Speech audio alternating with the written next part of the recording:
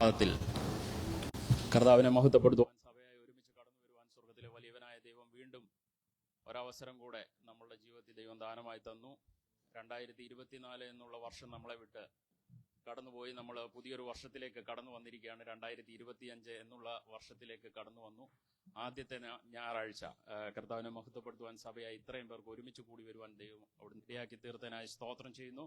ബഹുമാന്യ കർത്തൃദാസൻ കുടുംബം, പ്രത്യേകാൽ വിശേഷാൽ ഇന്ന് നമ്മുടെ മധ്യത്തിൽ അതിഥികളായിരിക്കുന്ന പ്രിയ റോബിനച്ചായൻ കുടുംബം, ദീർഘനാളുകൾക്ക് ശേഷം പ്രിയ ബിനിച്ചാന് കുടുംബം, എല്ലാവരോടൊക്കെ ഒരുമിച്ച് കർത്താവിനെ മഹത്വപ്പെടുത്തുവാൻ ദൈവത്തോട് നിടയാക്കിയതിനായി സ്തോത്രം ചെയ്യുന്ന കർത്താവിന്റെ വിലയേറിയ നാമം വാഴ്ത്തപ്പെടുമാറാകട്ടെ. ഇന്ന് വായിച്ച സങ്കീർത്തന ഭാഗം നമുക്കെല്ലാം സുപരിചിതമായിട്ടുള്ള ഒരു സങ്കീർത്തന ഭാഗമാണ്. കാരണം ഞായറാഴ്ചകളിൽ നാം എല്ലാ ഞായറാഴ്ചകളിലും സങ്കീർത്തന ഭാഗത്തെ ഒഴിവാക്കിക്കൊണ്ട് ആരും ഒരു സഭായോഗവും കൂടാറില്ല. സങ്കീർത്തനം ഏതെങ്കിലും ഒരു അധ്യായം സാധാരണ രീതിയിൽ വായിക്കാറുണ്ട്. അതിൽ നിന്ന് ചെറിയ രീതിയിലുള്ള പ്രബോധനങ്ങളുമൊക്കെ ലഭിക്കാറ് നമുക്കുണ്ട്. അതുകൊണ്ട് സങ്കീർത്തന ഭാഗം എല്ലാം നമുക്ക് വളരെ സുപരിചിതമാണ്. 142 സങ്കീർത്തനം അതിന്റെ ദാവീദിന്റെ ഒരു സങ്കീർത്തനമാണ്. ദാവീദ് ഒരു ഗുഹയിലായിരുന്നപ്പോൾ ചമച്ചു എന്നുള്ളതാണ് ഇതിന്റെ ഹെഡിങ്ങിൽ തന്നെ നമുക്കത് കാണുവാൻ വേണ്ടി സാധിക്കും. നമുക്കറിയാം, ദാവീദ് ജീവിതത്തിൽ വളരെയധികം പ്രതിസന്ധികളും പ്രയാസങ്ങളിലും ഒക്കെ കടന്നുപോയി. താന് ഗോലിയാത്തിനെ ജയിച്ചു, ഫെലിസ്ത്യനെ ജയിച്ചു കഴിഞ്ഞു, ശൗലിന്റെ മകളെ വിവാഹം കഴിച്ചു, അടുത്ത രാജസ്ഥാനത്തേക്ക് വേണ്ടി ദൈവം അഭിഷേകം ചെയ്തു. പക്ഷെങ്കിൽ വളരെയധികം പ്രതിസന്ധികൾ അത് മുഖേന ജീവിതത്തിൽ തരണം ചെയ്യേണ്ടതായിട്ട് വന്നു. തന്റെ ജീവന് പോലും വളരെയധികം സമയങ്ങളിൽ ഭീഷണിയായിക്കൊണ്ട് തുടർന്നുള്ളത് എന്തായി തീരുമെന്നുള്ള ചിന്താഗതിയിൽ ദാവീദ് വളരെ വ്യസനത്തോടുകൂടി ചമയ്ക്കുന്ന ഒരു സങ്കീർത്തനമാണ്. കഷ്ടകാലത്ത് സഹായത്തിനായുള്ള ഒരു അപേക്ഷയായിട്ടാണ് ഈ സങ്കീർത്തന ഭാഗത്തെ അറിയപ്പെടുന്നത്. എന്നെ അതിനകത്ത് ചിന്തിപ്പിച്ചൊരു ഭാഗം എന്ന് പറയുന്നത് അതിന്റെ 4-ാം വാക്യത്തിനകത്ത്, വലത്തോട്ട് നോക്കി കാണണമേ, എന്നെ അറിയുന്നവരാരുമില്ലല്ലോ, ശരണം എനിക്ക് പോയിരിക്കുന്നു, എന്റെ പ്രാണന് വേണ്ടി ആരും കരുതുന്നില്ല. ദാവീദ് വളരെ സങ്കടത്തോടുകൂടി പറയുകയാണ്, എന്നെ വലത്തോട്ട് നോക്കി കാണണമേ, എന്നെ അറിയുന്നവരാരുമില്ല, ശരണം എനിക്ക് പോയിരിക്കുന്നു, എന്റെ പ്രാണന് വേണ്ടി ആരും കരുതുന്നില്ല. വാസ്തവത്തിൽ നമ്മളുടെയും ജീവിതത്തിൽ പലപ്പോഴും നാമും ഇതുപോലൊക്കെ ഏകാന്തതയിൽ ഒറ്റപ്പെടുന്ന സമയങ്ങളൊക്കെ നമ്മുടെ ജീവിതത്തിലും കടന്നു വരാറുണ്ട്. നമ്മൾ ദൈവത്തെ അറിയാവുന്നവരാണെങ്കിലും പല സന്ദർഭങ്ങളിലും നമ്മുടെ ജീവിതത്തിൽ നമ്മൾ ചിന്തിക്കും, നമുക്ക് ആരുമില്ലല്ലോ, ശരണം നമുക്ക് പോയിരിക്കുന്നല്ലോ, നമ്മുടെ പ്രാണന് വേണ്ടി. ചില സന്ദർഭങ്ങളിലൊക്കെ നമ്മൾ ആ ഒരു രീതിയിൽ പ്രാണവേദന എടുത്ത് പല സന്ദർഭങ്ങളിലും നമുക്ക് ഭാരങ്ങളും പ്രയാസങ്ങളും നമ്മുടെ ജീവിതത്തിലുണ്ടാവും. പക്ഷെങ്കിൽ അതിന്റെ താഴോട്ടുള്ള വാക്യത്തിനകത്ത് കാണുവാൻ വേണ്ടി സാധിക്കുന്നുണ്ട്. 5-ാം വാക്യത്തിനകത്ത്, യഹോവേ, ഞാൻ നിന്നോട് നിലവിളിച്ചു, നീ എന്റെ സങ്കേതവും ജീവനുള്ളവരുടെ ദേശത്തിന്റെ ഓഹരിയുമാകുന്നു. ആ നല്ലൊരു ദൈവത്തെയാണ് നാം സേവിക്കുന്നതെന്ന് പറയുന്നത്. നമ്മുടെ സങ്കേതമായിട്ടുള്ള, നമുക്ക് ഏത് സമയത്തും അവിടേക്ക് അടുത്ത് ചെല്ലുവാൻ വേണ്ടിയുള്ള ഒരു സങ്കേതമായിട്ടുള്ള ഒരു ദൈവത്തിലാണ് നമ്മൾ ആശ്രയിക്കുന്നത്. ജീവനുള്ളവരുടെ ദേശത്ത് ആ ദൈവത്തിൽ നമുക്കൊരു ഓഹരിയുണ്ട്.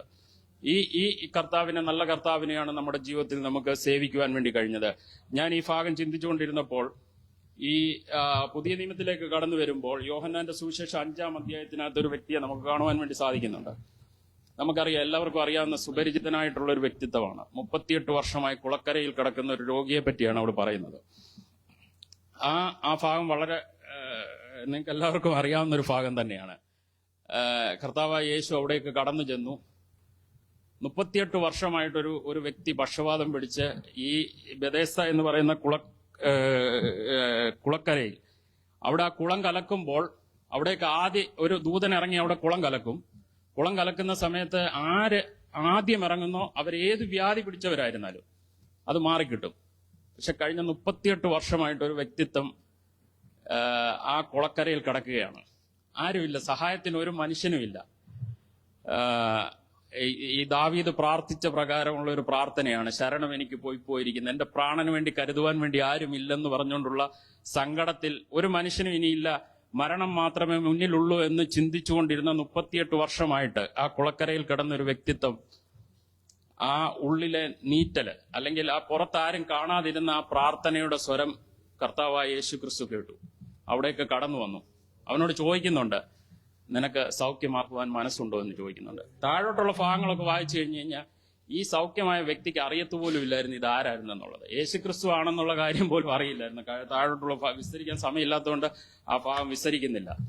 അപ്പോൾ ആരാണെന്ന് പോലും അറിയാൻ വയ്യാതിരുന്നപ്പോൾ ആ ഹൃദയത്തിന്റെ ഞരക്കത്തെ അറിഞ്ഞ ദൈവം അവിടേക്ക് കടന്നു ചെന്ന് 38 വർഷത്തെ രോഗസൗഖ്യ 38 വർഷമായിട്ട് ഈ പക്ഷപാതം പിടിച്ച് അല്ലെങ്കിൽ എഴുന്നേറ്റ് നടക്കുവാൻ വേണ്ടി കഴിയാതെ ആരെങ്കിലും തന്നെ ഈ കുളത്തിലേക്ക് ഇറക്കിയാൽ ഒരു വിടുതൽ കിട്ടുമെന്ന് പ്രതീക്ഷയോടുകൂടി കാത്തിരുന്നു. പക്ഷെ പ്രതീക്ഷയെല്ലാം അസ്തമിച്ച് സകലതും നശിച്ച് ഇനി ആശയൊന്നുമില്ല എന്ന് ചിന്തിച്ചുകൊണ്ടിരുന്ന ഈ 38 വർഷമായി കുളക്കരയിൽ കിടക്കുന്ന ഈ രോഗി ദൈവം ഹൃദയത്തിലെ ഞരക്കത്തെ അറിയുവാൻ വേണ്ടി ഇടയായി തീർന്നു. അവിടേക്ക് കടന്നു ചെന്നു. അവനെ വിടുവിക്കുവാൻ വേണ്ടി ഇടയായി തീർന്നു. വിടുവിച്ച ശേഷം അവിടെ അന്ന് വിടുതൽ കിട്ടി. അവനോട് പറഞ്ഞു കിടക്കയെടുത്ത് നടന്നുകൊള്ളാൻ വേണ്ടി പറഞ്ഞു. കിടക്കയെടുത്ത് നടന്നുകൊള്ളാൻ പറഞ്ഞപ്പോൾ അവിടുത്തെ പരീശന്മാരൊക്കെ വന്ന്, നിന്നോടാര് ഇന്ന് ഈ കിടക്കയെടുത്തുകൊണ്ട് നടക്കാൻ വേണ്ടി പറഞ്ഞത്? കാരണം ഇന്ന് ശബത്ത് ദിവസമാണ്, നിന്നോടാര് പറഞ്ഞു? അപ്പൊ ഈ 38 വർഷമായിട്ട് ഈ ചുറ്റുപാടും കടന്ന ഇവരെല്ലാവരും ഉണ്ടായിരുന്നു. ഈ മതത്തിന്റെ അല്ലെങ്കിൽ ആ ഒരു സംവിധാനത്തിലുള്ള സകലരും ഉണ്ടായിരുന്നു. ഇവനിവിടെ തളർന്നു കിടക്കുവാണെന്നുള്ളത്. പക്ഷെ ആരും സഹായത്തിനില്ലായിരുന്നു. പക്ഷെ വിടുതൽ കിട്ടിക്കഴിഞ്ഞു കഴിഞ്ഞപ്പം ചോദ്യമായി, ഈ ശബത്ത് ദിവസം എന്തിനു വേണ്ടിയാ കിടക്ക എടുത്തുകൊണ്ട് നടക്കുവാൻ വേണ്ടി ഇടയായിരുന്നു? ഇത് പലപ്പോഴും നമ്മുടെ ജീവിതത്തിൽ നാം ഇതുപോലൊക്കെയുള്ള അവസരങ്ങളൊക്കെ നമുക്ക് കേൾക്കാറുണ്ട്. അപ്പോൾ ദൈവം നമുക്ക് വേണ്ടി കരുതുന്ന ഒരു ദൈവം ഉണ്ട് എന്നുള്ളതാണ് ഞാൻ പറഞ്ഞതിന് കാരണം എന്ന് പറയുന്നത്. എത്ര സങ്കടപ്പെട്ട് നമ്മുടെ ജീവിതത്തിൽ നാം ആശ നഷ്ടപ്പെട്ടു എന്ന് നമ്മൾ ചിന്തിക്കുമ്പോഴും ആ ക്രിസ്തുവിൽ നല്ല ഇടയനായ ആ ക്രിസ്തുവിൽ നമുക്ക് ആശ്രയിക്കുവാൻ വേണ്ടി സാധിക്കും. ഏത് സമയത്തും സമയഭേദം കൂടാതെ ആരെല്ലാം മാറിയാലും ആരെല്ലാം സഹായത്തിന് ഇല്ലെന്ന് പറഞ്ഞാലും അതിനപ്പുറം സഹായത്തിന്റെ ഒരു കരമുണ്ട്.